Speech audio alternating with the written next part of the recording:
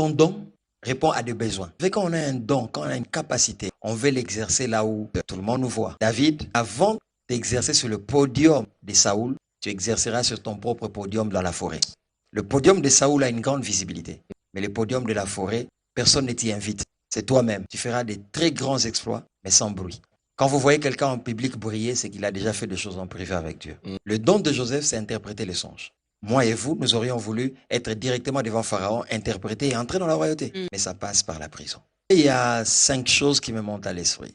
Première vérité, quand tu connais le prix à payer pour obtenir quelque chose, ça t'amène à la deuxième vérité, tu connais la valeur réelle de la chose. Troisièmement, parce que tu connais la valeur réelle de la chose, dans la gestion de la chose, tu vas appliquer une gestion intelligente et rationnelle. Quatrièmement, quand tu connais la valeur réelle d'une chose, tu la respectes. Et tout ce qu'on respecte ne nous échappe pas. Le drame du fils prodigue, ce n'est pas d'avoir réclamé l'héritage, mais c'est de ne pas avoir connu la valeur de ce qu'il avait réclamé.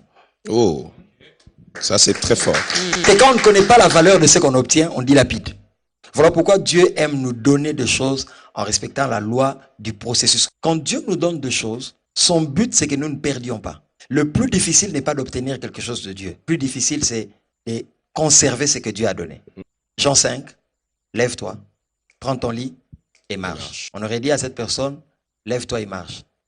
Il marche, le lit est là. S'il rencontre des difficultés, parce que l'homme n'aime pas la nouveauté et l'inconnu.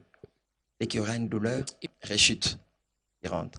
Mais parce qu'il avait porté, quand il marche, on dit, il n'était pas permis de prendre ton lit et de marcher. Donc après chaque guérison, après chaque bénédiction, il y a 2 forces, il y a 2 hommes, il y a des circonstances qui viendront te dire, il ne t'est pas permis. Mais la permission, nous l'avons obtenue à Golgotha. Yeah, amen. Mais que tu le veuilles ou pas, quand tu sors, tu te lèves du lit du célibat, tu te lèves du lit de la maladie, tu te lèves du lit de l'impudicité. En marchant, il y a des circonstances qui viendront te dire, il ne t'est pas permis. Donc en fait, c'est lit te réclame. Mais Jésus dit, lève-toi, prends ton lit et marche. Donc la personne a dit, celui qui m'a guéri m'a dit, lève-toi, prends ton lit et marche.